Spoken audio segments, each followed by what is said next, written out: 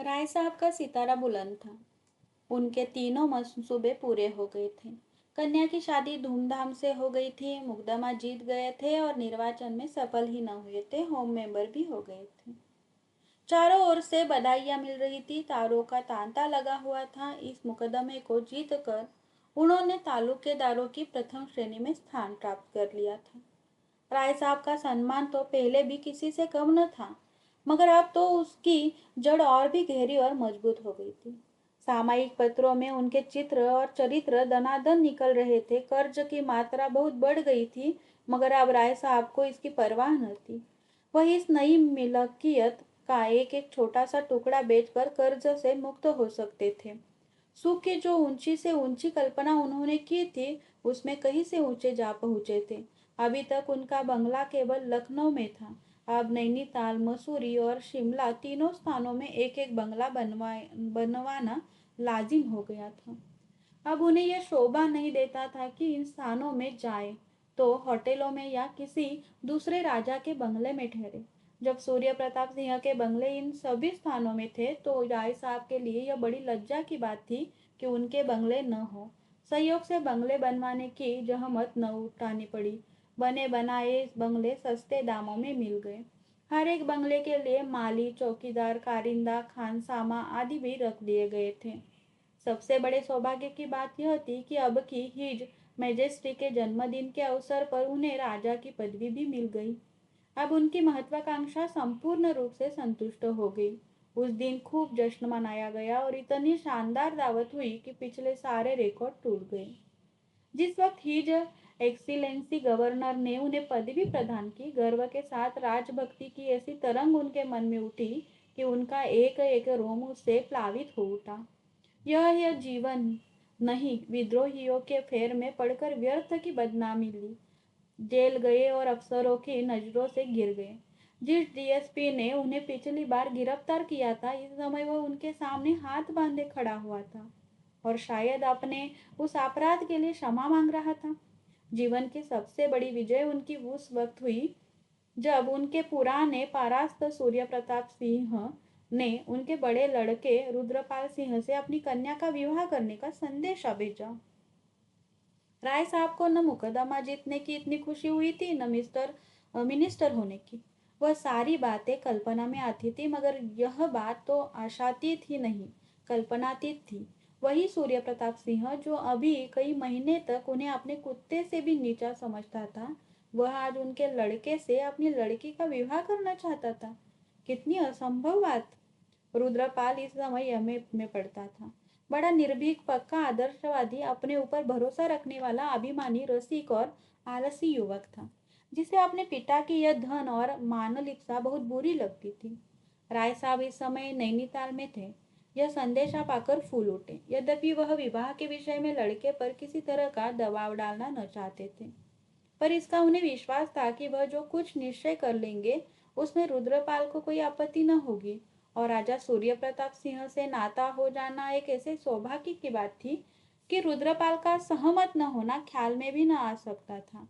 उन्होंने तुरंत राजा साहब को बात दे दी और उसी वक्त रुद्रपाल को फोन किया। रुद्रपाल ने जवाब दिया, मुझे स्वीकार नहीं। राय साहब को अपने जीवन में न कभी इतनी निराशा हुई थी, न इतना क्रोध आया था। पूछा, कोई वजह? समय आने पर मालूम हो जाएगा। मैं अभी ही जानना चाहता हूँ। मैं नहीं बतलाना चाहता। तुम्हें मेरा हुक्म मानना पड़ेगा। जिस बात को मेरी आत्मा स्वीकार नहीं करती, उसे मैं आपके हुक्म से नहीं मान सकता। राय साहब ने बड़ी नम्रता से समझा, बेटा, तुम आदर्शवाद के पीछे अपने पैरों में कुल्हाड़ी मार रही हो। यह संबंध समाज में तुम्हारा स्थान कितना ऊंचा कर देगा, कुछ तुमने सोचा है? इसे ईश्वर की प्रेरणा समझो। उस कुल की कोई दरिद्र कन्या भी मुझे मिलती तो मैं अपने भाग्य को सराहता। यह तो राजा सूर्य प्रताप की कन्या है, जो हमारे सिरमौर है। मैं उसे रोज देखता हूँ, तुमने भी देखा होगा। रूप गुणशील स्वभाव में ऐसी युवती मैंने आज तक नहीं देखी। मैं तो 4 दिन का और मेहमान हूँ, तुम्हारे सामने जीवन पड़ा है। मैं तुम्हारे ऊपर दबाव नहीं डालना चाहता। तुम जानते हो विवाह के विषय में मेरे विचार कितने उदार हैं, लेकिन मेरा यह भी तो धर्म है कि अगर तुम्हें गलती करते देखूं तो चेतावनी दे दूं। रुद्रपाल ने इसका जवाब दिया, मैं इस विषय में बहुत पहले निश्चय कर चुका हूँ। अब कोई परिवर्तन नहीं हो सकता। राय साहब को लड़के की जड़ता पर क्रोध आ गया। गरज कर बोले, मालूम होता है तुम्हारा सिर फिर गया है। आकर मुझसे मिलो। विलम्ब न करना, मैं राजा साहब को जबान दे चुका हूँ। रुद्रपाल ने जवाब दिया, खेद है, अभी मुझे अवकाश नहीं है। दूसरे दिन राय साहब खुद आ गए। दोनों अपने अपने शस्त्रों से सजे हुए तैयार खड़े थे। एक और संपूर्ण जीवन का मंजा हुआ अनुभव था, समझौते से भरा हुआ। दूसरी ओर कच्चा आदर्शवाद था, जिद्दी, उद्दड़ और निर्मम। राय साहब ने सीधे मर्म पर आघात किया। मैं जानना चाहता हूँ वह कौन लड़की है। रुद्रपाल ने अचल भाव से कहा, अगर आप इतने उत्सुक है तो सुनिए, वह मालती देवी की बहन सरोज है। राय साहब आहत होकर गिर पड़े। अच्छा, वह? आपने तो सरोज को देखा होगा। खूब देखा है। तुमने राजकुमारी को देखा है या नहीं? जी हाँ, खूब देखा है। फिर भी मैं रूप को कोई चीज नहीं समझता। तुम्हारी अक्ल पर मुझे अफसोस आता है। मालती को जानते हो, कैसी औरत है? उसकी बहन क्या कुछ और होगी? रुद्रपाल ने त्योरी चढ़ाकर कहा, मैं इस विषय में आपसे और कुछ नहीं कहना चाहता, मगर मेरी शादी होगी तो सरोज से। मेरे जीते जी कभी नहीं हो सकती। तो आपकी बात होगी? अच्छा, तुम्हारे ये इरादे हैं? राय साहब की आंखें सजल हो गई, जैसे सारा जीवन उजड़ गया हो। मिनिस्ट्री और इलाका और पदवी सब जैसे बासी फूलों की तरह नीरस निरानंद हो गए हो। जीवन की सारी साधना व्यर्थ गई। उनकी स्त्री का जब देहांत हुआ था तो उनकी उम्र 36 साल से ज्यादा न थी। वह विवाह कर सकते थे और भोग विलास का आनंद उठा सकते थे। सभी उनसे विवाह करने के लिए आग्रह कर रहे थे, मगर उन्होंने इन बालकों का मुंह देखा और विधुर जीवन की साधना स्वीकार कर ली। इन्हीं लड़कों पर अपने जीवन का सारा भोग विलास न्योछावर कर दिया। आज तक राय साहब अपने हृदय का सारा स्नेह इन्हीं लड़कों को देते चले आए, और आज यह लड़का इतनी निष्ठुरता से बातें कर रहा है मानो उनसे कोई नाता नहीं। फिर वह क्यों जायदाद और सम्मान और अधिकार के लिए जान दे? इन्हीं लड़के लड़कों ही के लिए तो वह सब कुछ कर रहे थे। जब लड़कों को उनका जरा भी लिहाज नहीं तो वह क्यों यह तपस्या करे? उन्हें कौन संसार में बहुत दिन रहना है? उन्हें भी आराम से पड़े रहना आता है। उनके और हजारों भाई मूंछों पर ताव देकर जीवन का भोग करते हैं और मस्त घूमते हैं। फिर वह भी क्यों न भोग विलास में पड़े रहे? राय साहब को इस वक्त याद न रहा कि वह जो तपस्या कर रहे हैं वह लड़कों के लिए नहीं बल्कि अपने लिए, केवल यश के लिए नहीं बल्कि इसीलिए कि वह कर्मशील है और उन्हें जीवित रहने के लिए इसकी जरूरत है। वह विलासी और कर्मण्य बनकर अपनी आत्मा को संतुष्ट नहीं रख सकते। उन्हें मालूम नहीं कि कुछ लोगों की प्रकृति ही ऐसी होती है कि वे विलास का अपाहिजपन स्वीकार ही नहीं कर सकते। संभवतः वे अपने जिगर का खून पीने के लिए बने हैं और मरते दम तक पी जाएंगे। मगर इस चोट की प्रतिक्रिया भी तुरंत हुई। हम जिनके लिए त्याग करते हैं उनसे किसी बदले की आशा न रखकर भी उनके मन पर शासन करना चाहते हैं, चाहे वह शासन उन्हीं के हित के लिए हो। यद्यपि उस हित को हम इतना अपना लेते हैं कि वह उनका न होकर हमारा हो जाता है। त्याग की मात्रा जितनी ही ज्यादा होती है वह शासन भावना भी उतनी ही प्रबल होती है। जब साहस हमें विद्रोह का सामना करना पड़ता है तो हम जब हमें सहसा विद्रोह का सामना करना पड़ता है तो हम क्षुब्ध हो उठते हैं और वह त्याग जैसे प्रतिहिंसा का रूप ले लेता है। राय साहब को यह जिद पड़ गई कि रुद्रपाल का विवाह सरोज के साथ न होने पाए, चाहे इसके लिए उन्हें पुलिस की मदद क्यों न लेनी पड़े, नीति की हत्या क्यों न करनी पड़े। उन्होंने जैसे तलवार खींचकर कहा, हाँ, मेरे बाद ही होगी और अभी उसमें बहुत दिन है। रुद्रपाल ने जैसे गोली चला दी। ईश्वर करे आप अमर हो, सरोज से मेरा विवाह हो चुका। झूठ, बिल्कुल नहीं, प्रमाण पत्र मौजूद है। राय साहब आहत होकर गिर पड़े। इतनी सतृष्ण हिंसा की आंखों से उन्होंने कभी किसी शत्रु को न देखा था।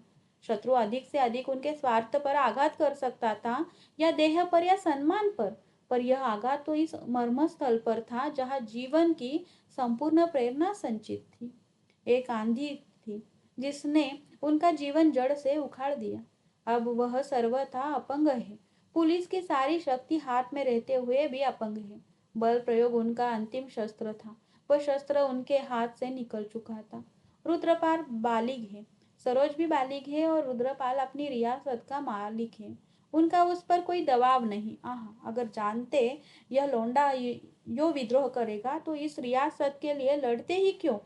इस मुकदमेबाजी के पीछे 2-2.5 लाख बिगड़ गई, जीवन ही नष्ट हो गया। अब तो उनकी लाज इसी तरह बचेगी कि इस लौंडे की खुशामद करते रहे। उन्होंने जरा बाधा दी और इज्जत धूल में मिली। वह अपने जीवन का बलिदान करके भी अब स्वामी नहीं है। ओहो, सारा जीवन नष्ट हो गया, सारा जीवन। रुद्रपाल चला गया था। राय साहब ने कार मंगवाई और मेहता से मिलने चले। मेहता अगर चाहे तो मालती को समझा सकते हैं। सरोज भी उनकी अवहेलना न करेगी। अगर 10-20 हजार रुपए बल खाने से भी विवाह रुक जाए तो वह देने को तैयार थे। उन्हें स्वार्थ के नशे में यह बिल्कुल ख्याल न रहा कि वह मेहता के पास ऐसा प्रस्ताव लेकर जा रहे हैं जिस पर मेहता की हमदर्दी कभी उनके साथ न होगी। मेहता ने सारा वृत्तांत तो सुनकर उन्हें बनाना शुरू किया। गंभीर मुंह बनाकर बोले, यह तो आपकी प्रतिष्ठा का सवाल है। राय साहब भाप न सके, उछल कर बोले, जी हाँ, केवल प्रतिष्ठा का। राजा सूर्य प्रताप सिंह को तो आप जानते हैं। मैंने उनकी लड़की को भी देखा है। सरोज उसके पाँव की धूल भी नहीं है। मगर इस लोंडे की अक्ल पर पत्थर पड़ गए हैं। तो मारिए गोली, आपको क्या करना है, वही पछताएगा। ओह, यही तो नहीं देखा जाता मेहता जी। मिलती हुई प्रतिष्ठा नहीं छोड़ी जाती। मैं इस प्रतिष्ठा पर अपनी आधी रियासत कुर्बान करने को तैयार हूँ। आप मालती देवी को समझा दें तो काम बन जाए। इधर से इनकार हो जाए तो रुद्रपाल सिर पिटक कर रह जाएगा और यह नशा 10-5 दिन में आप उतर जाएगा। यह प्रेम व्रेम कुछ नहीं, केवल सनक है। लेकिन मालती बिना कुछ रिश्वत लिए मानेगी नहीं। आप जो कुछ कहिए मैं उसे दूंगा। वह चाहे तो मैं उसे यही के डफरिन हॉस्पिटल का इंचार्ज बना दूं। मान लीजिए वह आपको चाहे तो आप राजी होंगे। जब से आपको मिनिस्ट्री मिली है आपके विषय में उसकी राय जरूर बदल गई होगी। राय साहब ने मेहता के चेहरे की तरफ देखा। उस पर मुस्कुराहट की रेखा नजर आई। समझ गए, व्यथित स्वर में बोले, आपको भी मुझसे मजाक करने का यही अवसर मिला। मैं आपके पास इसीलिए आया था कि मुझे यकीन था कि आप मेरी हालत पर विचार करेंगे, मुझे उचित राय देंगे और आप मुझे बनाने लगे। जिसके दांत नहीं दुखे वह दांतों का दर्द क्या जाने। मेहता ने गंभीर स्वर में कहा, क्षमा कीजिए, आप प्रश्न ही ऐसा लेकर आए हैं कि उस पर गंभीर विचार करना मैं हास्यास्पद समझता हूँ। आप अपनी शादी के जिम्मेदार हो सकते हैं। लड़के की शादी का दायित्व आप क्यों अपने ऊपर लेते हैं, खासकर जब आपका लड़का बालिग है और अपना नफा नुकसान समझता है। कम से कम मैं तो शादी जैसे महत्व के मामले में प्रतिष्ठा का कोई स्थान नहीं समझता। प्रतिष्ठा धन से होती तो राजा साहब उस नंगे बाबा के सामने घंटों गुलामों की तरह हाथ बांधे खड़े न रहते। मालूम नहीं कहाँ तक सही है, पर राजा साहब में आप किसी दुकानदार, किसी अहलकार, किसी राहगीर से पूछकर देखिए। पर राजा साहब अपने इलाके के दरोगा तक को सलाम करते हैं। इसे आप प्रतिष्ठा कहते हैं। लखनऊ में आप किसी दुकानदार, किसी अहलकार, किसी राहगीर से पूछकर देखिए, उनका नाम सुनकर गाली यही देगा। क्या इसी को आप प्रतिष्ठा कहते हैं। घर जाकर आराम से बैठिए। सरोज से अच्छी वधू आपको बड़ी मुश्किल से मिलेगी। राय साहब ने आपत्ति के भाव से कहा, बहन तो मालती ही की है। मेहता ने गर्म होकर कहा, मालती की बहन होना क्या अपमान की बात है। मालती को आपने जाना नहीं और न जानने की परवाह की। मैंने भी यही समझा था, लेकिन अब मालूम हुआ कि वह आग में पड़कर चमकने वाली सच्ची धातु है। वह उन वीरों में है जो अवसर पड़ने पर अपने जौहर दिखाते हैं, तलवार घुमाते नहीं चलते। आपको मालूम है, जो अवसर पड़ने पर अपने जौहर दिखाते हैं, तलवार घुमाते नहीं चलते। आपको मालूम है खन्ना की आजकल क्या दशा है। राय साहब ने सहानुभूति के भाव से सिर हिलाकर कहा, सुन चुका हो और बार बार इच्छा हुई कि उनसे मिलूं, लेकिन फुर्सत न मिली। उस मिल में आग लगाना उनके सर्वनाश का कारण हो गया। उस मिल में आग लगना उनके सर्वनाश का कारण हो गया। जी हाँ, अब वह एक तरह से दोस्ती की दया पर अपना निर्वाह कर रहे हैं। उस पर गोविंदी महीनों से बीमार है। उसने खन्ना पर अपने को बलिदान कर दिया, उस पशु पर जिसने हमेशा उसे जलाया। अब वह मर रही है और मालती रात की रात उसके सिरहन बेटी रह जाती है। वह मालती जो किसी राजा रईस से 500 फीस पाकर भी रात भर न बैठेगी। खन्ना के छोटे बच्चों को पालने का भार भी मालती पर है। यह मातृत्व उसमें कहाँ सोया हुआ था, मालूम नहीं। मुझे तो मालती का यह स्वरूप देखकर उन भीतर श्रद्धा का अनुभव होने लगा। हालांकि आप जानते हैं मैं घोर जड़वादी हूँ और भीतर के परिष्कार के साथ उसकी छवि में भी देवत्व की झलक आने लगी है। मानवता इतनी बहुरंगी और इतनी समर्थ है, इसका मुझे प्रत्यक्ष अनुभव हो रहा है। आप उनसे मिलना चाहे तो चलिए, इसी बहाने मैं भी चलूंगा। राय साहब ने संदिग्ध भाव से कहा। जब आप ही मेरे दर्द को नहीं समझ सके तो मालती देवी क्या समझेगी? मुफ्त में शर्मिंदगी होगी। मगर आपको पास जाने के लिए किसी बहाने की जरूरत क्यों? मैं तो समझता था आपने उनके ऊपर अपना जादू डाल दिया है। मेहता ने हसरत भरी मुस्कुराहट के साथ जवाब दिया। वह बातें अब स्वप्न हो गई। अब तो कभी उनके दर्शन भी नहीं होते। उन्हें अब फुर्सत भी नहीं रहती। 2-4 बार गया, मगर मुझे मालूम हुआ मुझसे मिलकर वह कुछ खुश नहीं हुई। तब से जाते झेपता हूँ। हाँ, खूब याद आया, आज महिला व्यायामशाला का जलसा है, आप चलेंगे? राय साहब ने बेदिली के साथ कहा। जी नहीं, मुझे फुर्सत नहीं है। मुझे तो यह चिंता सवार है कि राजा साहब को क्या जवाब दूंगा। मैं उन्हें वचन दे चुका हूँ। यह कहते हुए वह उठ खड़े हुए और मंद गति से द्वार की ओर चले। जिस गुस्ती को सुलझाने आए थे वह और भी जटिल हो गई। अंधकार और भी असुझ हो गया। मेहता ने कार तक आकर उन्हें विदा किया। राय साहब सीधे अपने बंगले पर आए और दैनिक पत्र उठाया था कि मिस्टर तनखा का कार्ड मिला। तनखा से उन्हें घृणा थी और उनका मुंह भी न देखना चाहते थे, लेकिन उस वक्त मन की दुर्बल दशा में उन्हें किसी हमदर्द की तलाश थी और जो और कुछ न कर सके पर उनके मनोभाव से सहानुभूति तो करे। तुरंत बुला लिया। तनखा पाँव दबाते हुए रोनी सूरत के लिए कमरे में दाखिल हुए और जमीन पर झुककर सलाम करते हुए बोले, मैं तो हुजूर के दर्शन करने नैनीताल जा रहा था। सौभाग्य से यही दर्शन हो गए। हुजूर का मिजाज तो अच्छा है।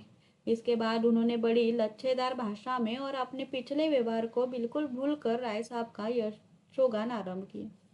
ऐसी होम मेंबरी कोई क्या करेगा जिधर देखिए हुजूर की चर्चे हैं। यह पद हुजूर की ही को शोभा देता है। राय साहब मन में सोच रहे थे, यह आदमी भी कितना बड़ा धूर्त है।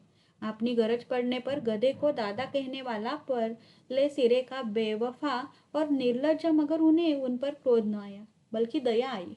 पूछा, आजकल आप क्या कर रहे हैं? कुछ नहीं हुजूर, बेकार बैठा हूँ।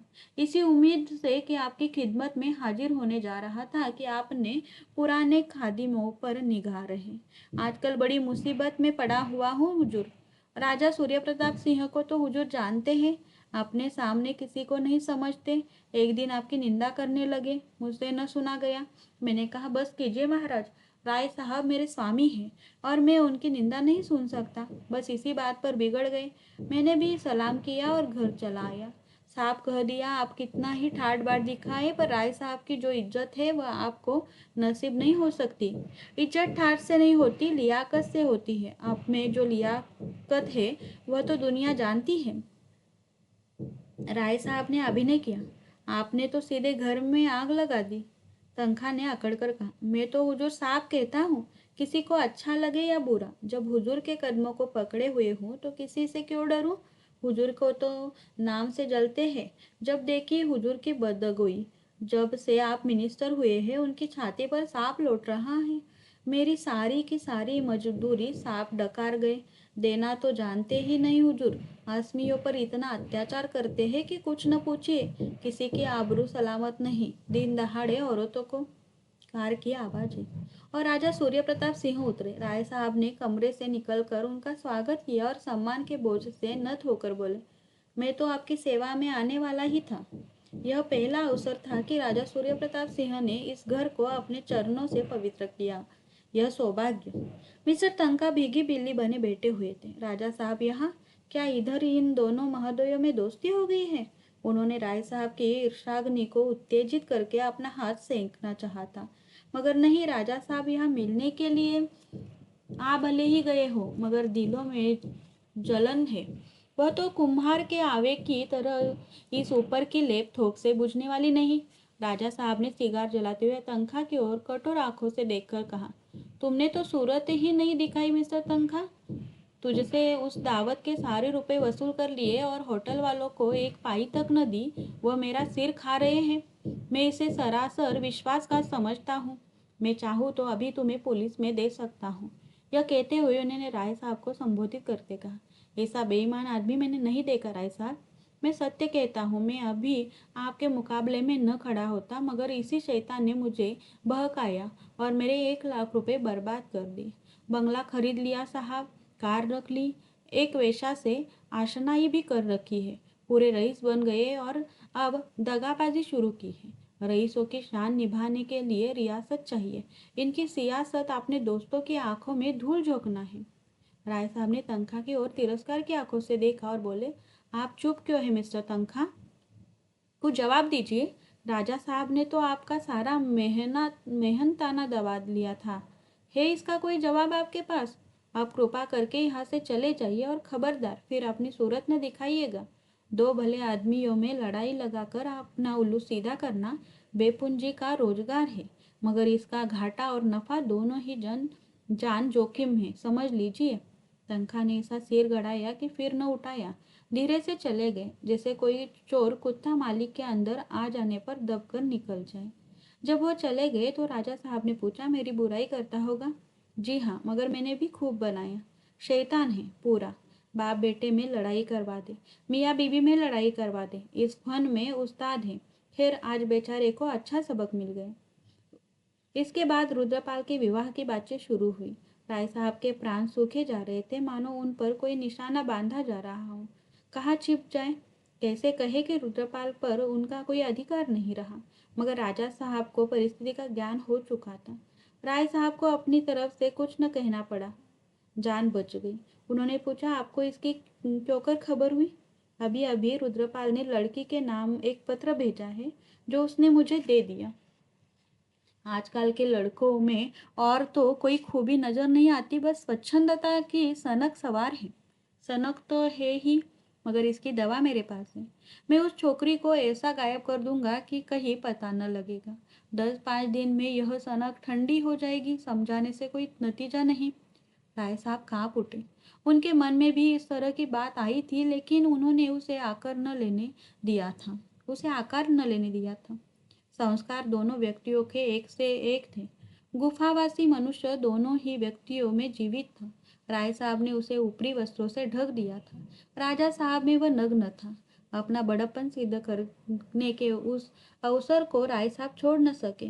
जैसे लज्जित होकर बोले, लेकिन यह 20वीं सदी है, 12वीं नहीं। रुद्रपाल के ऊपर इसकी क्या प्रतिक्रिया होगी मैं नहीं कह सकता, लेकिन मानवता की दृष्टि से। राजा साहब ने बात काट कर कहा, आप मानवता लिए फिरते हैं और यह नहीं देखते कि संसार में आज भी मनुष्य की पशुता ही उसकी मानवता पर विजय पा रही है।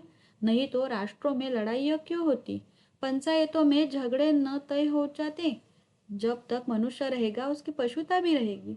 छोटी छोटी बहस छिड़ गई और वह विवाद के रूप में आकर अंत में वितंडा बन गई और राजा साहब नाराज होकर चले गए। दूसरे दिन राय साहब ने भी नैनीताल को प्रस्थान किया और उसके एक दिन बाद रुद्रपाल ने सरोज के साथ इंग्लैंड की राह ली। अब उनमें पिता पुत्र का नाता न था, प्रतिद्वंदी हो गए थे। मिस्टर तनखा अब रुद्रपाल के सलाहकार और पैरोकार थे।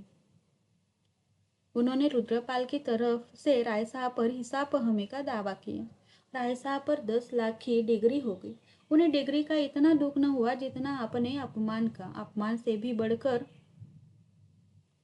दुख था जीवन की संचित अभिलाषाओं के धूल में मिल जाने का।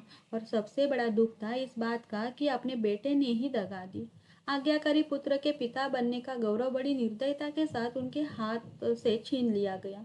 मगर अभी शायद उनके दुख का प्याला भरा न था। जो कुछ अकसर थी वह लड़की और दामाद के संबंध विच्छेद ने पूरी कर दी।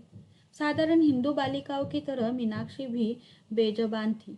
बाप ने जिसके साथ ब्याह कर दिया उसके साथ चली गई, लेकिन स्त्री पुरुष में प्रेम न था। दिग्विजय सिंह अय्याश भी थे, शराबी थी।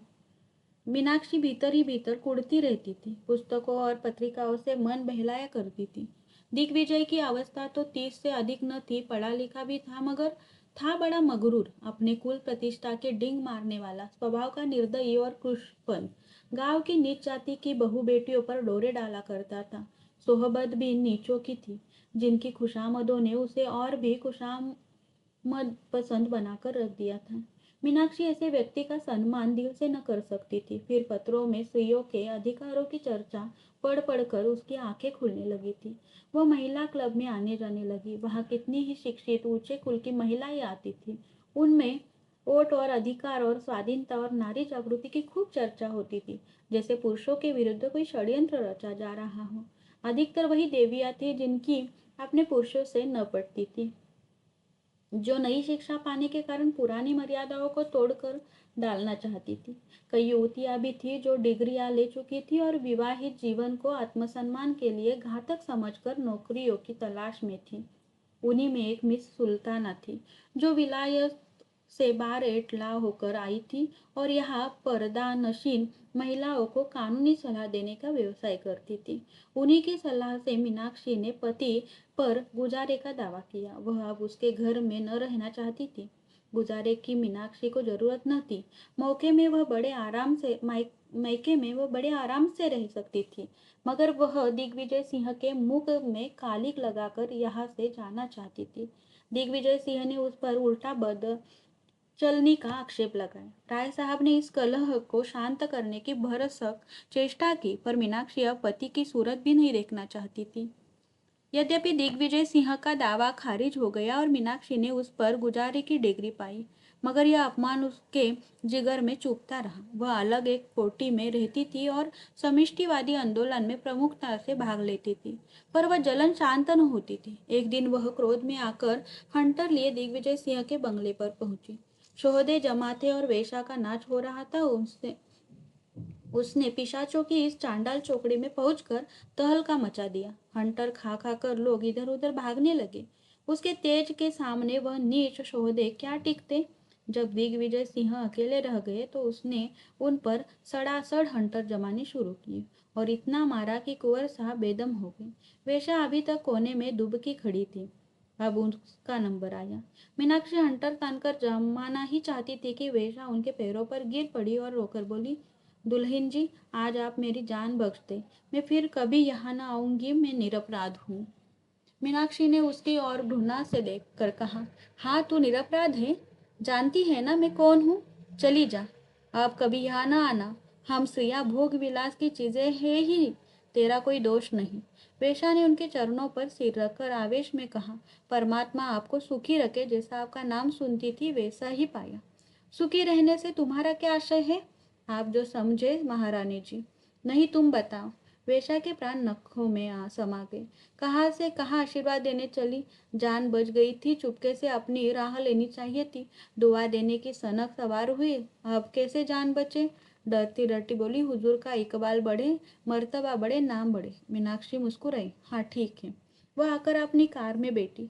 हाकिम जिला के बंगले पर पहुंचकर इस कांड की सूचना दी और अपनी कोठी में चली गई। तब से स्त्री पुरुष दोनों एक दूसरे के खून के प्यासे थे।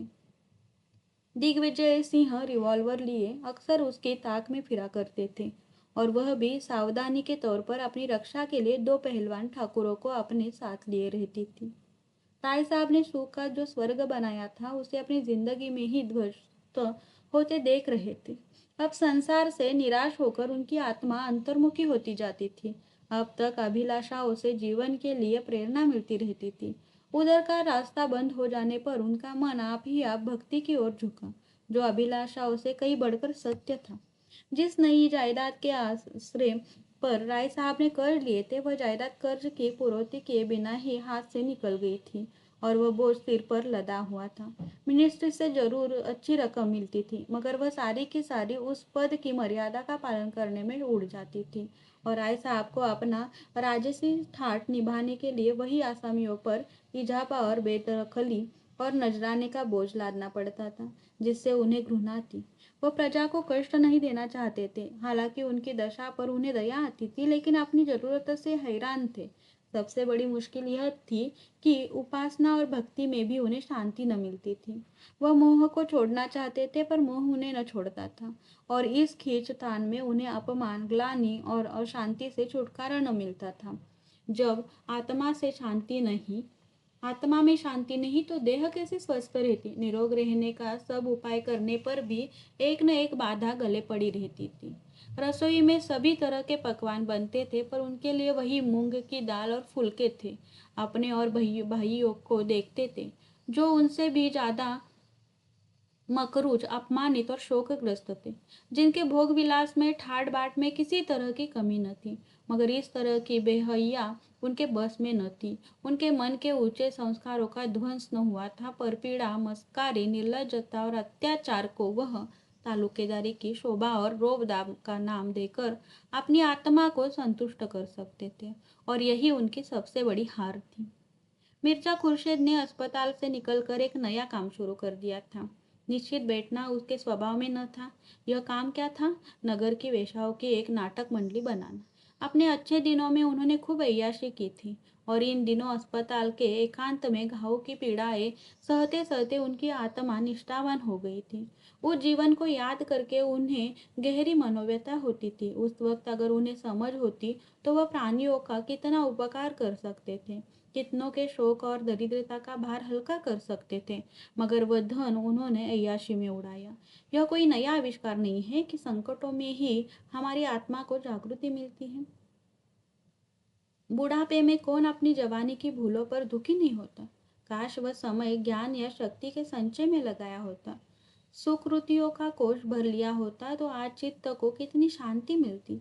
वही उन्हें इसका वेदनामय अनुभव हुआ कि संसार में कोई अपमान अपना नहीं, कोई उनकी मौत पर आंसू बहाने वाला नहीं। उन्हें रह रहकर जीवन की एक पुरानी घटना याद आती थी। बसरे के गांव में जब वह कैंप में मलेरिया से ग्रस्त पड़े थे, ग्रामीण बाला ने उनकी तीमारदारी कितने आत्मसमर्पण से की थी।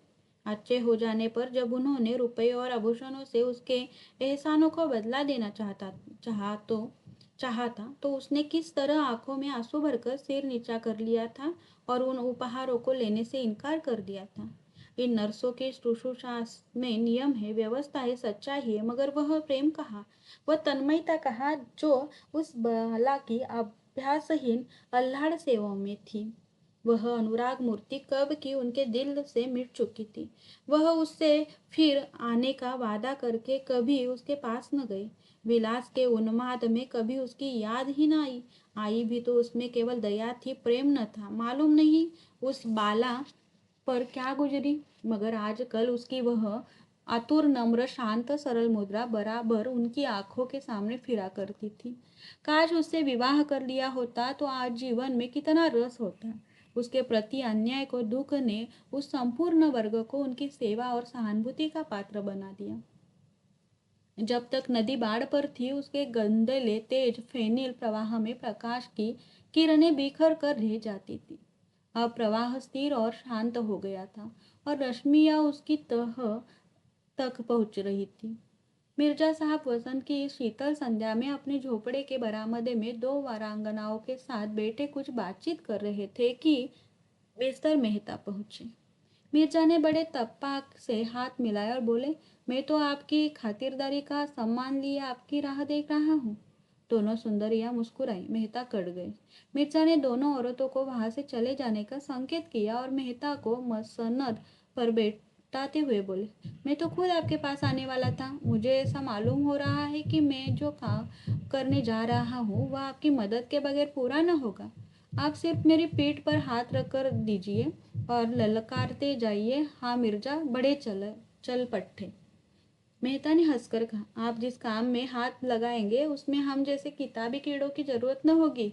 आपकी उम्र मुझसे ज्यादा है। दुनिया भी आपने खूब देखी है, और छोटे छोटे आदमियों पर अपना असर डाल सकने की जो शक्ति आप में है वो मुझ में होती तो मैंने खुदा जाने क्या किया होता।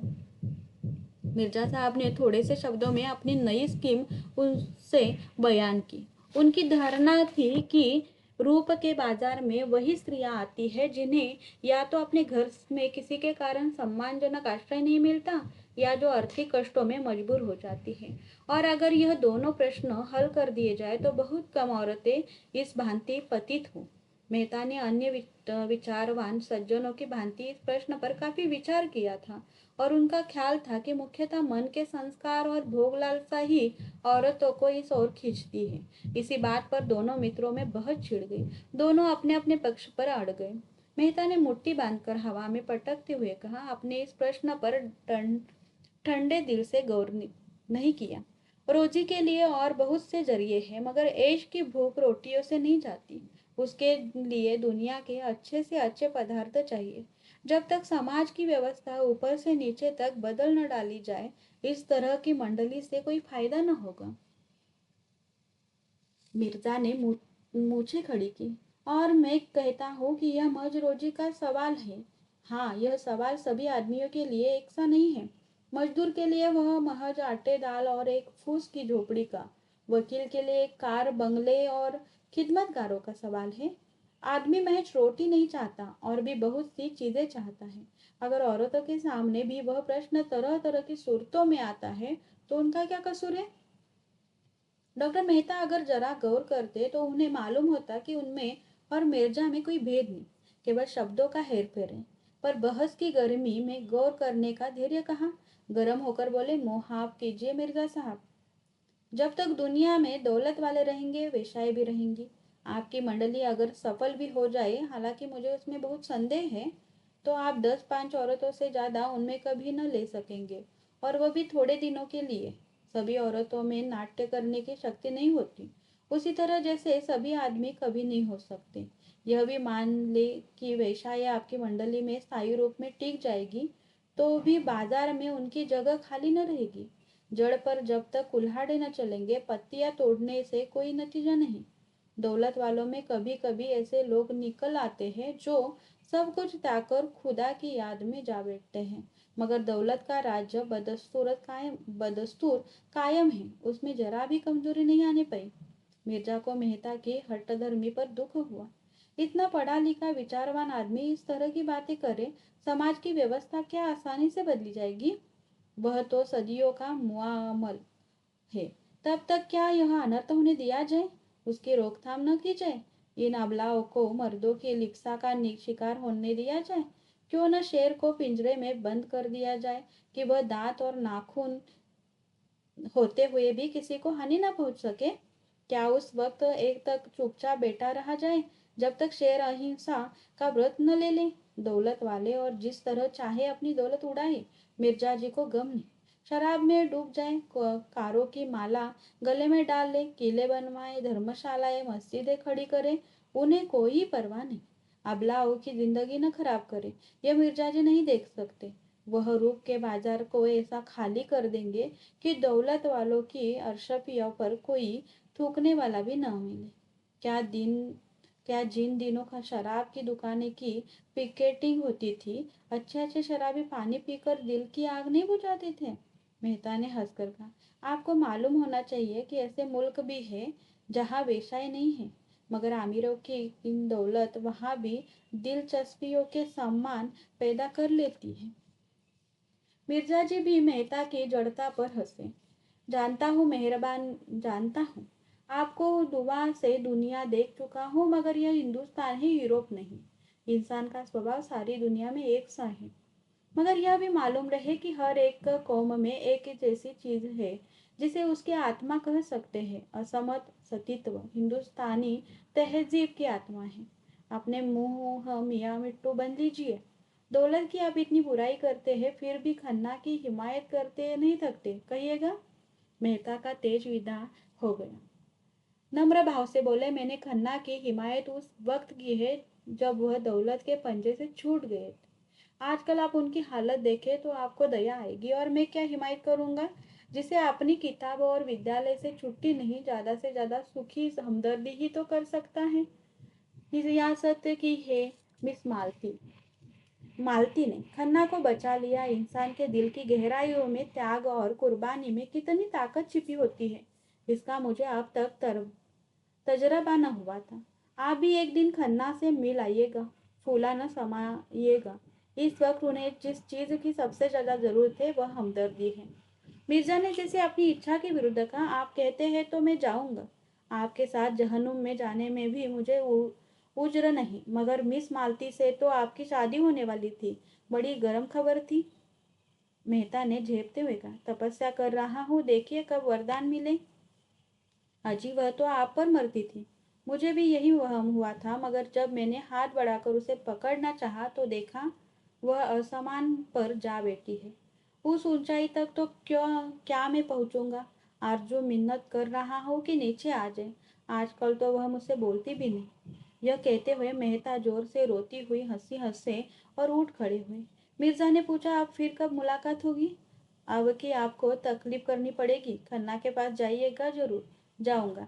मिर्जा ने खिड़की से मेहता को जाते देखा। चाल में वह तेजी न थी, जैसे किसी चिंता में डूबे हों। डॉक्टर मेहता परीक्षक से परीक्षार्थी हो गए थे। मालती से दूर रहकर उन्हें ऐसी शंका होने लगी थी कि उसे खो न बैठे। कई महीनों से मालती उनके पास न आई थी, और जब वह विकल होकर उसके घर गए तो मुलाकात न हुई। जिन दिनों रुद्रपाल और सरोज का प्रेमकांड चलता रहा, तब तो मालती उनकी सलाह लेने प्राय एक दो बार रोज आती थी। पर जब से दोनों इंग्लैंड चले गए थे, उनका उसका आना जाना बंद हो गया था। घर पर भी वह मुश्किल से मिलती। ऐसा मालूम होता था जैसे वह उससे बचती है, जैसे बलपूर्वक अपने मन को उनकी ओर से हटा लेना चाहती है। मेहता जिस पुस्तक में इस दिनों लगे हुए थे, वह आगे बढ़ने से इनकार कर रही थी, जैसे उनका मनोयोग लुप्त हो गया हो। गृह प्रबंध में तो वह कभी बहुत कुशल न थे। सब मिलाकर 1,000 रुपये से अधिक महीने में कमा लेते थे, मगर बचत एक ढेले की भी न होती थी। रोटी दाल खाने के सिवा और उनके हाथ कुछ न था। तकल्लुफ अगर कुछ था तो वह उनकी कार थी, जिसे वह खुद ड्राइव करते थे। कुछ रुपए किताबों में उड़ जाते थे, कुछ चंदों में, कुछ गरीब छात्रों की परवरिश में और अपने बाग की सजावट में, जिससे उन्हें इश्क सा था। तरह तरह के पौधे और वनस्पतियां विदेशों से महंगे दामों पर मंगाना और उनको पालना, यही उनका मानसिक चटोरापन था, या उसे दिमागी अय्याशी कहे।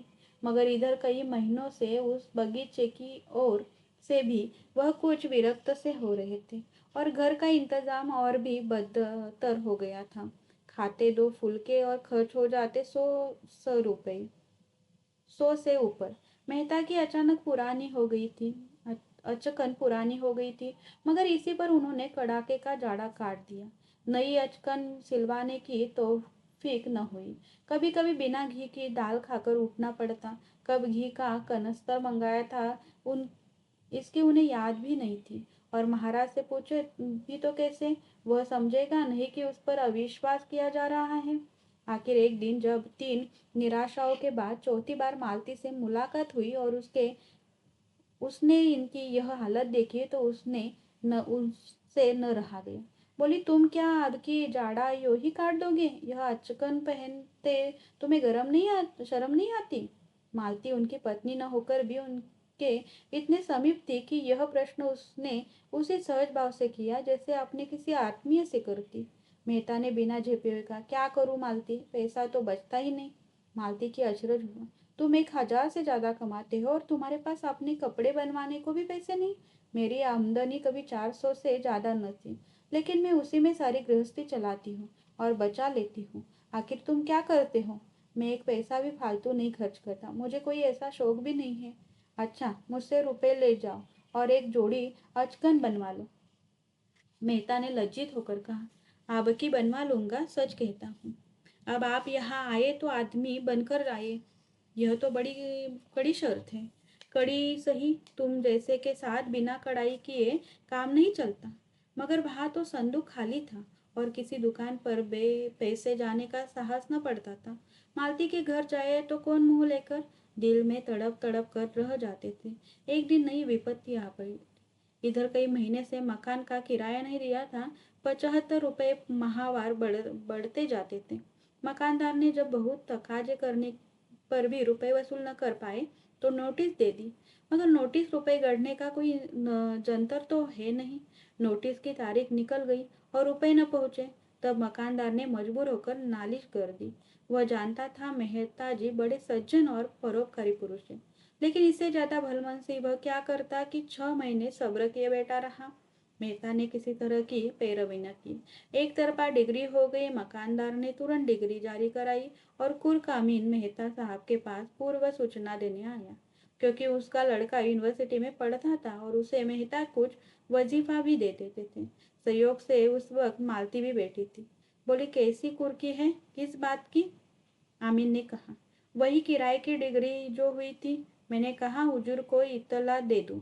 400-500 का मामला है, कौन सी बड़ी रकम है। 10 दिन में भी रुपए दे दीजिए तो कोई हरज नहीं। मैं महाजन को 10 दिन तक उलझाए रखूंगा। जब आमीन चला गया तो मालती ने तिरस्कार भरे स्वर में पूछा, अब यहाँ तक नौबत पहुंच गई। मुझे आश्चर्य होता है कि तुम इतने मोटे मोटे ग्रंथ कैसे लिखते हो। मकान का किराया 6-6 महीने से बाकी पड़ा है और तुम्हें खबर नहीं। मेहता लज्जा से सिर झुकाकर बोले, खबर क्यों नहीं है, लेकिन रुपए बचते ही नहीं। मैं एक पैसा भी व्यर्थ नहीं खर्च करता। कोई हिसाब किताब भी लिखते हो। हिसाब क्यों नहीं रखता। जो कुछ पाता हूँ वह सब दर्ज करता जाता हूँ, नहीं तो इनकम टैक्स वाले जिंदा न छोड़े। और जो कुछ खर्च करते हो वह, उसका तो कोई हिसाब नहीं रखता। क्यों, कौन लिखे, बोझ सा लगता है। और यह पोथे कैसे लिख डालते हो। उसमें तो विशेष कुछ नहीं करना पड़ता। कलम लेकर बैठ जाता हूँ। हर वक्त खर्च का खाता तो खोलकर नहीं बैठता। तो रुपए कैसे अदा करोगे। किसी से कर्ज ले लूंगा, तुम्हारे पास हो तो दे दो। मैं तो एक शर्त पर दे सकती हूँ, तुम्हारी आमदनी सब मेरे हाथों में आए और खर्च भी मेरे हाथों से हो। मेहता प्रसन्न होकर बोले, वाह, अगर यह भार ले लो तो क्या कहना, मूसलो ढोल बजाऊं। मालती ने डिग्री के रुपए चुका दिए और दूसरे ही दिन मेहता को वह बंगला खाली करने पर मजबूर किया। अपने बंगले में उसने उनके लिए 2 बड़े-बड़े कमरे दे दिए। उनके भोजन आदि का प्रबंध भी अपनी ही गृहस्थी में कर दिया। मेहता के पास सामान तो ज्यादा न था, मगर किताबें कई गाड़ी थी। उनके दोनों कमरे पुस्तकों से भर गए। अपना बगीचा छोड़ने का उन्हें जरूर कलक हुआ, लेकिन मालती ने अपना पूरा अहाता उनके लिए छोड़ दिया कि जो फूल पत्तियां चाहे लगाए। मेहता तो निश्चित हो गए, लेकिन मालती को उनकी आय व्यय पर नियंत्रण करने में बड़ी मुश्किल का सामना करना पड़ा। उसने देखा, आय तो 1,000 से ज्यादा है, मगर वह सारी की सारी गुप्त दान में उड़ जाती है। 20-25 लड़के उन्हीं से वजीफा पाकर विश्वविद्यालय में पढ़ रहे थे। विधवाओं की तादाद भी इसमें कम न थी। इस खर्च में कैसे कमी करे, यह उसे न सूझता था। सारा दोष उसी के सिर मढ़ा जाएगा, सारा अपयश उसी के हिस्से पड़ेगा। कभी मेहता पर झुंझलाती, कभी अपने ऊपर, कभी प्रार्थियों के ऊपर, तो एक सरल उदार प्राणी पर अपना भार रखते जरा भी न सकुचाते थे। यह देखकर और झुंझलाहट होती थी कि इन दान लेने वालों में कुछ तो इसके पात्र ही न थे। एक दिन उसने मेहता को आड़े हाथों लिया। मेहता ने उसका आक्षेप सुनकर निश्चित भाव से कहा, तुम्हें अख्तियार है, जिसे चाहे दो चाहे न दो, मुझसे पूछने की कोई जरूरत नहीं। हाँ, जवाब भी तुम्ही को देना पड़ेगा। मालती ने चिढ़कर कहा, हाँ और क्या, यश तो तुम लो, अपयश मेरे सिर पर मढ़ो। मैं नहीं समझती तुम किस तर्क से इस दान प्रथा का समर्थन कर सकते। उसके गौरव, आत्मगौरव पर जैसा आघात किया है, उतना ही कर सकते हो। मनुष्य जाति को इस प्रथा ने जितना आलसी और मुक्तखोर बनाया है और उसके आत्मगौरव पर जैसा आघात किया है, उतना अन्याय ने भी न किया होगा। बल्कि मेरे ख्याल में अन्याय ने मनुष्य जाति में विद्रोह की भावना उत्पन्न करने का समाज का बड़ा उपकार किया है। मेहता ने स्वीकार किया, मेरा भी यही ख्याल है। तुम्हारे यह ख्याल नहीं है। नहीं मालती, मैं सच कहता हूँ। तो विचार और व्यवहार में इतना भेद क्यों। मालती ने तीसरे महीने बहुतों को निराश किया। किसी को साफ जवाब दिया, किसी से मजबूरी जताई, किसी की फजीहत की। मिस्टर मेहता का बजट तो धीरे धीरे ठीक हो गया, मगर इससे उनको एक प्रकार की ग्लानि हुई। मालती ने जब तीसरे महीने में 300 बचत दिखाई, तब वह उससे कुछ बोले नहीं, मगर उनकी दृष्टि में उसका गौरव कुछ कम आवश्यक हो गया। नारी में दान और त्याग होना चाहिए, उसकी यही सबसे बड़ी विभूति है। इसी आधार पर समाज का भवन खड़ा है। वानिक बुद्धि को वह आवश्यक बुराई ही समझते थे। जिस दिन मेहता की अचकने बनकर आई और नई घड़ी आई, वह संकोच के मारे कई दिन बाहर न निकले। आत्म सेवा से बड़ा उनकी नजर में दूसरा अपराध न था। मगर रहस्य की बात यह थी कि मालती उनको तो लेके ढोड़े में कस कर बांधना चाहती थी, उनके धन दान के द्वार बंद कर देना चाहती थी, पर खुद जीवन दान देने में अपने समय और सदाशयता को दोनों हाथों में लुटाई थी। अमीरों के घर तो वह बिना फीस लिए न जाती थी, लेकिन गरीबों को मुफ्त देखती थी, मुफ्त दवा भी देती थी। दोनों में अंतर इतना ही था कि मालती घर की भी थी और बाहर की भी। मेहता केवल बाहर के थे। घर उनके लिए न था, निजत्व दोनों मिटाना चाहते थे। मेहता का रास्ता साफ था। उन पर अपनी जात के सिवा और कोई जिम्मेदारी न थी। मालती का रास्ता कठिन था। उस पर दायित्व था, बंधन था जिसे वह तोड़ न सकती थी, न तोड़ना चाहती थी। उस बंधन में ही उसे जीवन की प्रेरणा मिलती थी। उसे अब मेहता को समीप से देखकर यह अनुभव हो रहा था कि वह खुले जंगल में विचरने वाले जीव को पिंजरे में बंद नहीं कर सकती, और बंद कर देगी तो वह काटने और नोचने दौड़ेगा। पिंजरे में सब तरह का सुख मिलने पर भी उसके प्राण सदैव जंगल के लिए ही तड़पते रहेंगे। मेहता के लिए घरबारी दुनिया एक अनजानी दुनिया थी, जिसकी रीति नीति से वह परिचित न थे। उन्होंने संसार को बाहर से देखा था और उसे मक्कारी और फरेब से ही भरा समझते थे। जिधर देखते थे उधर ही बुराइयां नजर आती थी। मगर समाज में जब गहराई में जाकर देखा तो उन्हें मालूम हुआ कि उन बुराइयों के नीचे त्याग भी है, प्रेम भी है, साहस भी है, धैर्य भी है। मगर यह भी देखा कि यह विभूतियां है जो जरूरत पर दुर्लभ है। और इस शंका और संदेह में जब मालती का अंधकार से निकलता हुआ देवी रूप उन्हें नजर आया, तब वह उसकी ओर उतावलेपन के साथ सारा धैर्य खोकर टूटे और चाहा कि उसे ऐसे जतन से छिपा कर रखे कि किसी दूसरे की आंखें भी उस पर न पड़े। यह ध्यान न रहा कि यह मोह ही विनाश की जड़ है। प्रेम जैसी निर्मल वस्तु क्या भय से बांध कर रखी जा सकती है? वह तो पूरा विश्वास चाहती है, पूरी स्वाधीनता चाहती है, पूरी जिम्मेदारी चाहती है। उसके पल्लवित होने की शक्ति उसके अंदर है। उसे प्रकाश और क्षेत्र मिलना चाहिए। वह कोई दीवार नहीं है जिस पर ऊपर से ईंटें रखी जाती है। उसमें तो प्राण है, फैलने की असीम शक्ति है।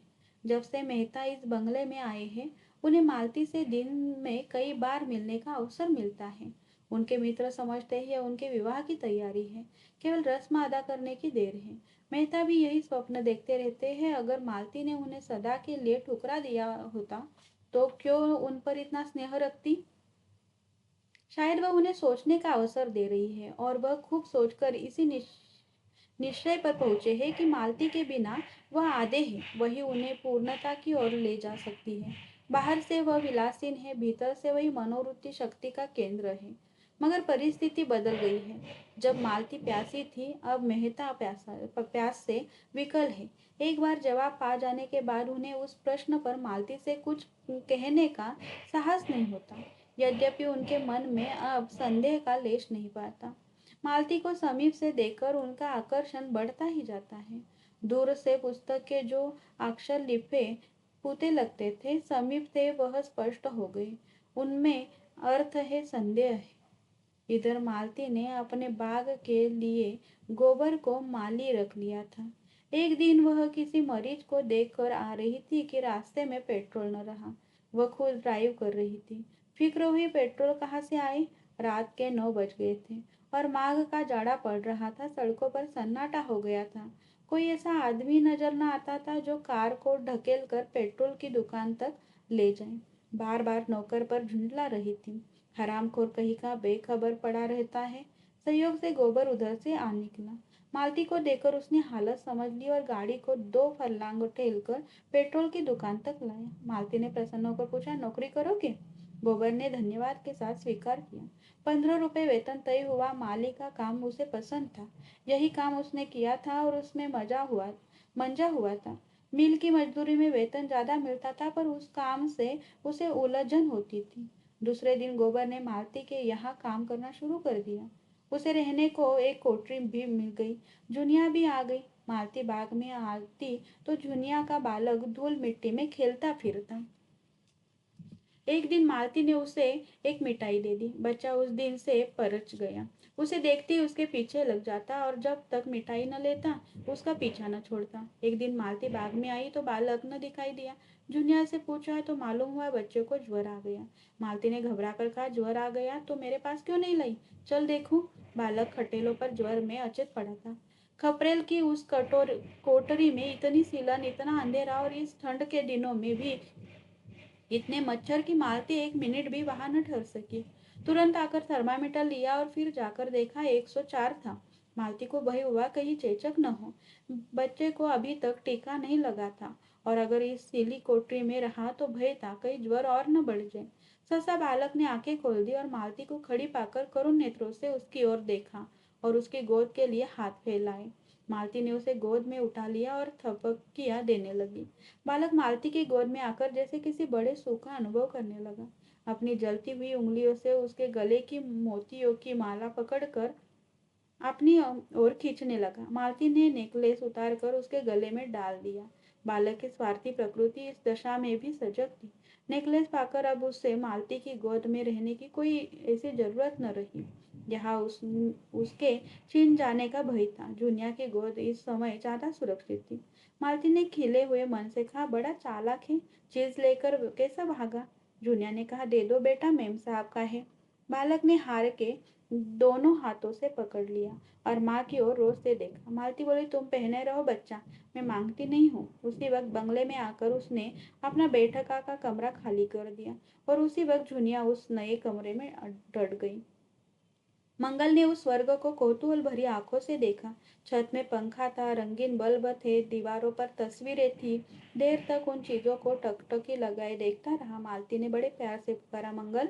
मंगल ने मुस्कुरा कर उसकी ओर देखा, जैसे कह रहा हूँ, आज तो हंसा नहीं जाता मेम साहब, क्या करूँ, आपसे कुछ हो सके तो कीजिए। मालती ने जुनिया को बहुत सी बातें समझाई और चलते चलते पूछा, तेरे घर में कोई दूसरी औरत हो तो गोबर से कह दे, 2-4 दिन के लिए बुला लाए। मुझे चेचक का डर है। कितने दूर है तेरा घर। जुनिया ने अपने गांव का नाम और घर का पता बताया। अंदाज से 18-20 कोस होंगे। मालती को बेलारी याद था। बोली, वही गांव तो नहीं जिसके पश्चिम तरफ आधा मील पर नदी है। हाँ हाँ मेम साहब, वही गांव है। आपको कैसे मालूम। एक बार हम लोग उस गांव में गए थे, होरी के घर ठहरे थे। तो उसे जानती है। वह तो मेरे ससुर है मेम साहब। मेरी सास भी मिलेंगी होगी। हाँ हाँ, बड़ी समझदार औरत मालूम होती थी। मुझसे खूब बातें करती रही। तो गोबर को भेज दे, अपनी माँ को बुला ले। वह उन्हें बुलाने नहीं जाएंगे। क्यों। कुछ ऐसा ही कारण है। जुनिया को अपने घर का चौका बर्तन झाड़ू भाई रोटी पानी सभी कुछ करना पड़ता। दिन को तो दोनों चना चबेना खाकर रह जाते। रात को जब मालती आ जाती तो जुनिया अपना खाना पकाती और मालती बच्चे के पास बैठती। वो बार बार चाहती कि बच्चे के पास बैठे, लेकिन मालती उसे न आने देती। रात को बच्चे का ज्वर तेज हो जाता और वह बेचैन होकर दोनों हाथ ऊपर उठा लेता। मालती उसे गोद में लेकर घंटों कमरे में टहलती। चौथे दिन उसे चेचक निकल आई। मालती ने सारे घर को टीका लगाया, खुद को टीका लगवाया, मेहता को भी लगवाया। गोबर, जुनिया, महाराज, कोई न बचा। पहले दिन तो दाने छोटे थे और अलग अलग थे। जान पड़ता था छोटी माता है। दूसरे दिन दाने जैसे खिल उठे और अंगूर के दाने के बराबर हो गए और फिर कई कई दाने मिलकर बड़े बड़े आंवले जैसे हो गए। मंगल जलन और खुजली और पीड़ा से बेचैन होकर करुण स्वर में कराहता और दीन असहाय नेत्रों से मालती की ओर देखता। उसका कराहना भी प्रौढ़ी का सा था और दृष्टि में प्रौढ़ता थी, जैसे वह एकाएक जवान हो गया हो। इस असहाय वेदना ने मानो उसके अबोध शिशुपन को मिटा डाला हो। उसकी शिशु बुद्धि मानो सज्ञान होकर समझ रही थी कि मालती ही के जतन से वह अच्छा हो सकता है। मालती जो ही किसी काम में चली जाती वह रोने लगता। मालती के आते ही चुप हो जाता। रात को उसकी बेचैनी बढ़ जाती और मालती को प्रायः सारी रात बैठना पड़ जाता। मगर वह न कभी झुंझलाती न चिढ़ती। हाँ, जुनिया पर उसे कभी कभी आवश्यक क्रोध आता, क्योंकि वह अज्ञान के कारण जो न करना चाहिए वह कर बैठती। गोबर और जुनिया दोनों की आस्था झाड़ फूक में अधिक थी, पर यहाँ उसको कोई अवसर न मिलता। उस पर जुनिया 2 बच्चों की माँ होकर बच्चे का पालन करना न जानती थी। मंगल दिख करता तो उसे डांटती कोसती, जरा सा भी अवकाश पाती तो जमीन पर सो जाती और सवेरे से पहले न उठती। और गोबर तो उस कमरे में आते जैसे डरता था। मालती वहां बैठी है, कैसे जाए। जुनिया से बच्चे का हाल हवाल पूछ लेता और खाकर पड़ा रहता।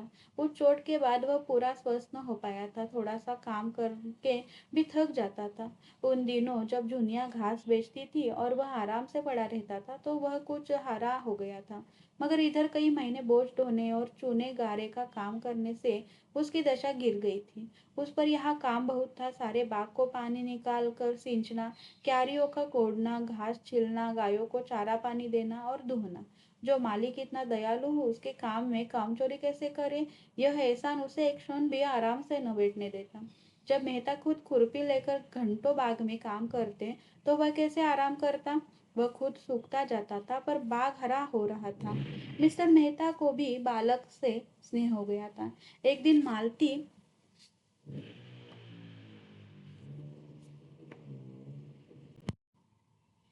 मालती ने उसे गोद में लेकर उनकी मूछें उकड़वा दी थी।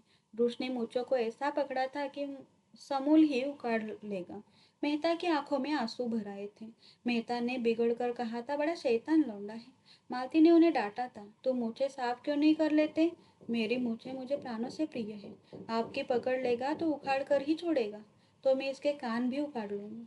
मंगल को उनकी मूछें उखाड़ने में कोई खास मजा आया था। वो खूब खिलखिलाकर हंस रहा था और मूछे को और जोर से खींचा था। मगर मेहता को भी शायद मूछें उखड़वाने में मजा आया था, क्योंकि वह प्राय 2-3 बार रोज उससे अपने मूछों की रस्साकशी करा लिया करते थे। इधर जब से मंगल को चेचक निकल आई थी, मेहता को भी बड़ी चिंता हो गई थी। अक्सर कमरे में जाकर मंगल को व्यथित आंखों से देखा करते। उसके कष्टों की कल्पना करके उनका कोमल हृदय हिल जाता था। उनकी दौड़ धूप से वह अच्छा हो जाता तो पृथ्वी के उस छोर तक दौड़ लगाते। रुपए खर्च करने से अच्छा होता तो चाहे भीख ही मांगनी पड़ती, वह उसे अच्छा करके ही रहते। लेकिन यहाँ कोई बस न था। उसे छूने भर से भी उनके हाथ कांपने लगते थे, कहीं उसके आंवले न टूट जाए। मालती कितने कोमल हाथों से उसे उठाती है, कंधों पर उठाकर कमरे में टहलताती है और कितने स्नेह से उसे बहलाकर दूध पिलाती है। वो वात्सल्य मालती को उनकी दृष्टि में न जाने कितना ऊंचा उठा देता है।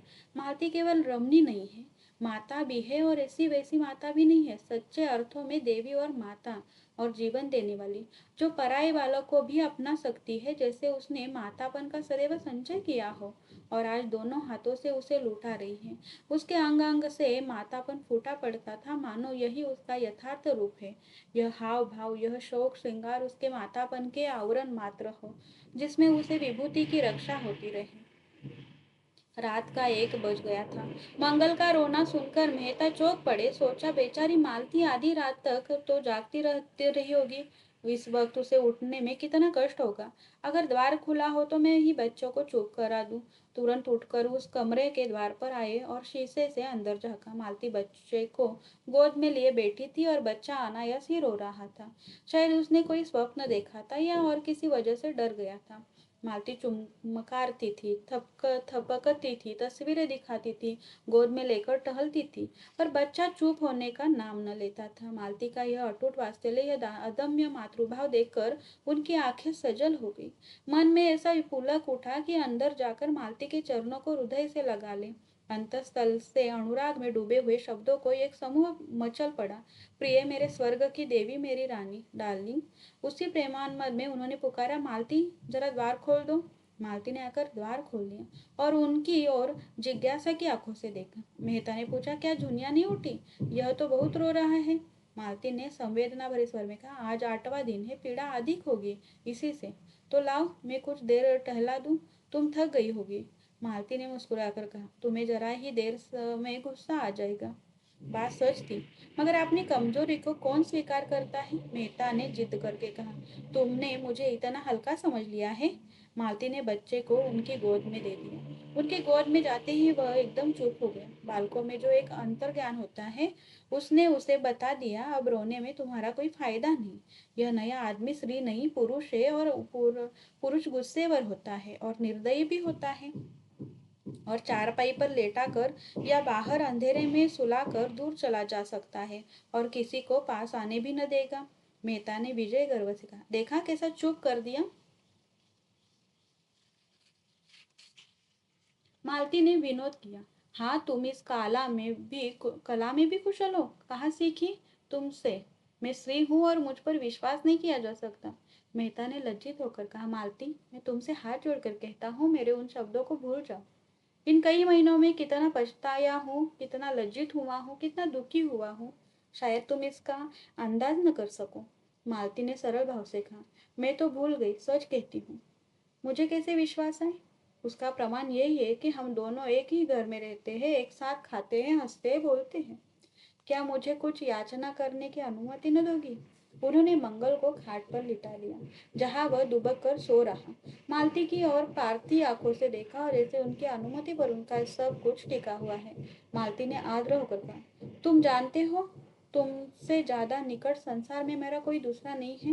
मैंने बहुत दिन हुए अपने को तुम्हारे चरणों पर समर्पित कर दिया। तुम मेरे पथ प्रदर्शक हो, मेरे देवता हो, मेरे गुरु हो। तुम्हें मुझसे कुछ याचना करने की जरूरत नहीं, मुझे केवल संकेत कर देने की जरूरत है। जब तक मुझे तुम्हारे दर्शन न हुए थे और मैंने तुम्हें पहचाना न था, भोग और आत्म सेवा ही मेरे जीवन का इष्ट था। तुमने आकर उसे प्रेरणा दी, स्थिरता दी। मैं तुम्हारा एहसान कभी नहीं भूल सकती। मैंने नदी के तट वाली तुम्हारी बातें गांठ बांध ली। दुख यही हुआ कि तुमने भी मुझे वही समझा जो कोई दूसरा पुरुष समझता, जिसकी मुझे तुमसे आशा न थी। उसका दायित्व मेरे ऊपर है, यह मैं जानती हूँ। लेकिन तुम्हारा अमूल्य प्रेम पाकर भी मैं वही बनी रहूंगी, ऐसा समझकर तुमने मेरे साथ अन्याय किया। मैं इस समय कितने गर्व का अनुभव कर रही हूँ, यह तुम नहीं समझ सकते। तुम्हारा प्रेम और विश्वास पाकर अब मेरे लिए कुछ भी शेष नहीं रह गया। यह वरदान मेरे जीवन को सार्थक कर देने के लिए काफी है। यह मेरी पूर्णता है। यह कहते कहते मालती के मन में ऐसा अनुराग उठा कि वह मेहता के सीने से लिपट गई। भीतर की भावनाएं बाहर आकर मानो सत्य हो गई थी। उसका रोम रोम पुलकित हो उठा। जिस आनंद को उसने दुर्लभ समझ रखा था, वह इतना सुलभ, इतना समीप है। और हृदय का वह आह्लाद मुख पर आकर उसे ऐसी शोभा देने लगा कि मेहता को उसमें देवत्व की आभा दिखी। यह नारी है या मंगल की पवित्रता की और त्याग की प्रतिमा। उसी वक्त झुनिया आ जाकर कर उठ बैठी और मेहता अपने कमरे में चले गए। और फिर 2 सप्ताह तक मालती से कुछ बातचीत करने का अवसर उन्हें न मिला। मालती कभी उनसे एकांत में मिलने में न मिलती। मालती के वह शब्द उनके हृदय में गूंजते रहते। उनमें कितनी सांत्वना थी, कितनी विनय थी, कितना नशा था। 2 सप्ताह में मंगल अच्छा हो गया। हाँ, मुंह पर चेचक के दाग न भर सके। उस दिन मालती ने आसपास के लड़कों को भरपेट मिठाई खिलाई और जो मनोतियां कर रखी थी वह भी पूरी की। इस त्याग के जीवन में कितना आनंद है, इसका अब उसे अनुभव हो रहा था। जुनिया और गोबर का हर्ष मानो उसके भीतर प्रतिबिंबित हो रहा था। दूसरों के कष्ट निवारण में उसने जिस सुख और उल्लास का अनुभव किया, वह कभी भोग विलास के जीवन में न किया था। वह लालसा अब उन फूलों की भांति क्षीण हो गई थी, जिसमें फल लग रहे थे। अब वह उस दर्जे से आगे निकल चुकी थी। जब मनुष्य स्थूल आनंद को परम सुख मानता है, यह आनंद अब उसे तुच्छ पतन की ओर ले जाने वाला, कुछ हल्का बल्कि विवश सा लगता था। उसे बड़े बंगले में रहने का क्या आनंद, जब उसके आसपास मिट्टी के झोपड़े मानो विलाप कर रहे हो। कार पर चढ़कर जब उसे गर्व नहीं होता। मंगल जैसे आबोध बालक ने उसके जीवन में कितना प्रकाश डाल दिया। उसके सामने सच्चे आनंद का द्वार सा खोल दिया। एक दिन मेहता के सिर में जोर का दर्द हो रहा था। वह आंखें बंद किए चारपाई पर पड़े तड़प रहे थे कि मालती ने आकर उनके सिर पर हाथ रखकर पूछा, कब से यह दर्द हो रहा है। मेहता को ऐसा जान पड़ा, उन कोमल हाथों ने जैसे सारा दर्द खींच लिया। उठकर बैठ गए और बोले, दर्द तो दोपहर से ही हो रहा था और ऐसा सिर दर्द है मानो दर्द था, आज तक नहीं हुआ था। मगर तुम्हारे हाथ रखते ही सिर ऐसा हल्का हो गया मानो दर्द था ही नहीं। तुम्हारे हाथों में यह सिद्धि है। मालती ने उन्हें कोई दवा लाकर खाने को दे दी और आराम से लेट रहने की ताकीद करते तुरंत कमरे से निकल जाने को हुई। मेहता ने आग्रह करके कहा, जरा 2 मिनट बैठोगी नहीं। मालती ने द्वार पर उसे पीछे फिरकर कहा, इस वक्त बातें करोगे तो शायद फिर दर्द होने लगे। आराम से लेटे रहो। आजकल मैं तुम्हें हमेशा कुछ न कुछ पढ़ते या लिखते देखती हूँ। 2-4 दिन लिखना पढ़ना छोड़ दो। तुम 1 मिनट बैठोगी नहीं? मुझे एक मरीज को देखने जाना है। अच्छी बात है, जाओ। मेहता के मुख पर कुछ ऐसी उदासी छा गई कि मालती लौट पड़ी और सामने आकर बोली, अच्छा कहो, क्या कहते हो। मेहता ने विमन होकर कहा, कोई खास बात नहीं है, यही कह रहा था कि इतनी रात गए किस मरीज को देखने जाओगी। वही राज साहब की लड़की। उसकी हालत बहुत खराब हो गई थी, अब कुछ संभल गई है। उसके जाते ही मेहता फिर लेट गए। कुछ समझ में नहीं आया कि मालती के हाथ रखते ही दर्द क्यों शांत हो गया। अवश्य ही उसमें कोई सिद्धि है और यह उसकी तपस्या का, उसकी कर्मण्य मानवता का ही वरदान है। मालती नारीत्व के उस ऊंचे आदर्श पर पहुंच गई थी, जहां वह प्रकाश के एक नक्षत्र से नजर आती थी।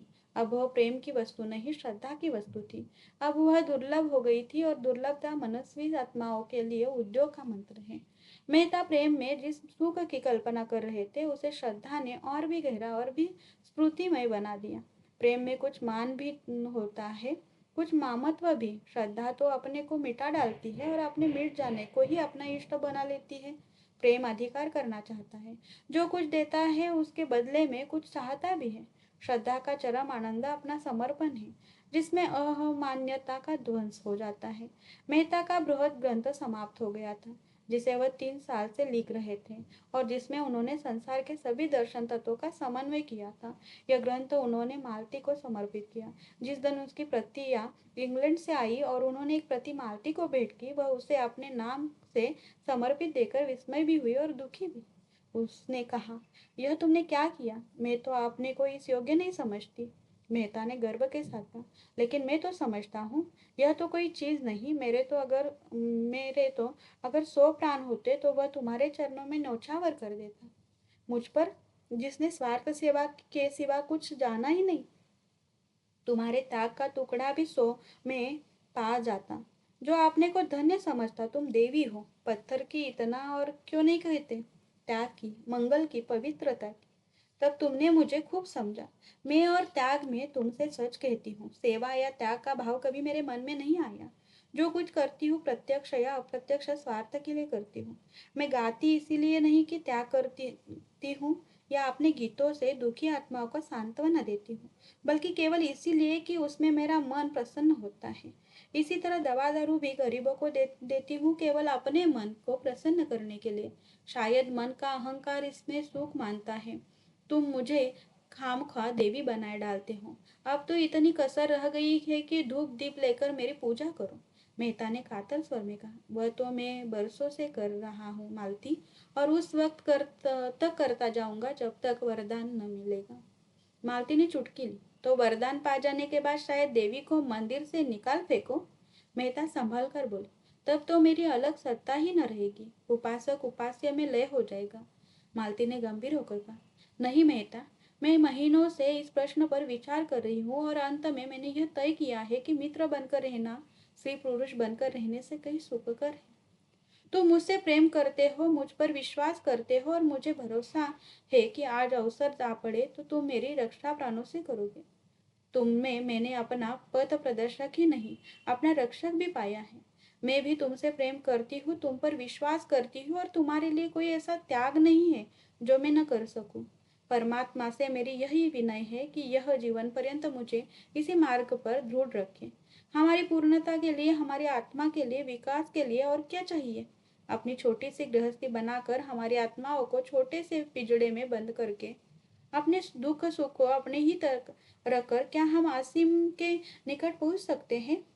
वह तो हमारे मार्ग में बाधा ही डालेगा। कुछ विरले प्राणी ऐसे भी हैं जो पैरों में यह बेड़ियां डालकर भी विकास के पथ पर चल सकते हैं और चल रहे हैं। यह भी जानती हूँ कि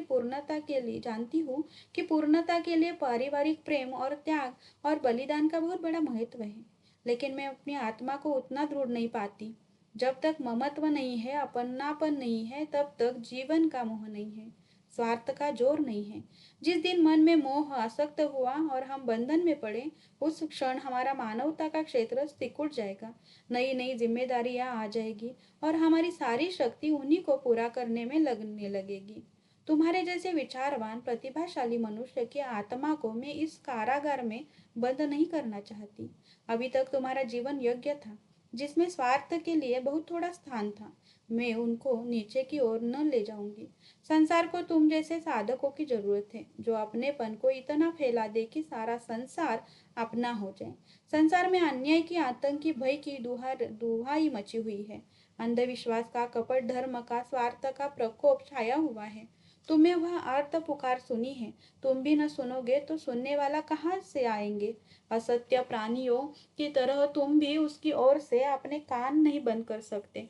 तुम्हें वह जीवन भार हो जाएगा। अपनी विद्या और बुद्धि को, अपनी जागी हुई मानवता को और भी उत्साह और जोर के साथ उसी रास्ते पर ले जाओ। मैं भी तुम्हारे पीछे पीछे चलूंगी। अपने जीवन के साथ मेरा जीवन भी सार्थक कर दो। मेरा तुमसे यही आग्रह है, अगर तुम्हारा मन सांसारिकता की ओर लपकता है, तभी मैं अपना काबू चलते तुम्हारे उधर से हटाऊंगी, और ईश्वर न करे कि मैं असफल हो जाऊं, लेकिन तब मैं तुम्हारा साथ 2 बूंद आंसू गिराकर छोड़ दूंगी, और कह नहीं सकती मेरा क्या अंत होगा, किस घाट लगूंगी। पर चाहे वह कोई घाट हो, इस बंधन का घाट न होगा। बोलो, मुझे क्या आदेश देते हो। मेहता सिर झुकाए हुए सुनते रहे। एक एक शब्द मानो उनके भीतर की आंखें इस तरह खोल देता था जैसे आप तक कभी न खुली थी। वह भावनाएं जो अब तक उनके सामने स्वप्न चित्रों की तरह आई थी, अब जीवन सत्य बनकर स्पंदित हो गई थी। वह अपने रोम रोम में प्रकाश और उत्कर्ष का अनुभव कर रहे थे। जीवन के महान संकल्पों के सम्मुख हमारा बालपन हमारी आंखों में फिर जाता है। मेहता की आंखों में मधुर बाल स्मृतियां सजीव हो उठी, जब वो अपनी विधवा माता की गोद में बैठकर महान सुख का अनुभव किया करते थे। कहाँ है वह माता, आए और देखे अपने बालक की इस सुकृति को। मुझे आशीर्वाद दो, तुम्हारा वह जिद्दी बालक आज एक नया जन्म ले रहा है। उन्होंने मालती के चरण दोनों हाथों से पकड़ लिए और कांपते हुए स्वर में बोले, तुम्हारा आदेश स्वीकार है मालती। और दोनों एकात्म होकर प्रगाढ़ आलिंगन में बंध गए। दोनों की आंखों से आंसुओं की धारा बह रही थी।